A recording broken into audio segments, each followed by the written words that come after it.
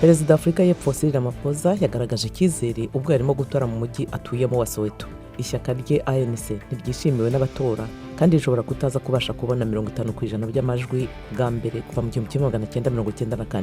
Perezida wa Senegal Bassirou Diomaye Faye yatangiye kugisha inama ku rwego rw'igihugu ku bijyanye n'amavugurura y'urwego rw'ubutabera kugira ngo rujyane n'ibihe. Niyo ntego yibanze kuri uyu muyobozi wasohotse gereza iminsi 10 mbere yo gutorwa. Minisitiri w'ingabo w'Amerika yakiriye mugenzi we Angola muri Pantagone mu rwego rwo gushimangira umubano mu bya gisirikare hagati y'Amerika na Angola.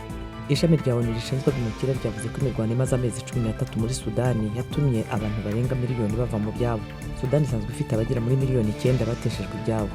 Imibare y'isesenguro rya Reuters ku bijyanye no gutanga inguzanyo, ishoramari n'ubuhahirane ku Bushinwa na Afurika igaragaza ko ingamba z'Ubushinwa nyuma ya COVID zateye intambwe ikomeye, ariko ko inyungu zishobora kuba ziri ku ruhande rw'Ubushinwa gusa.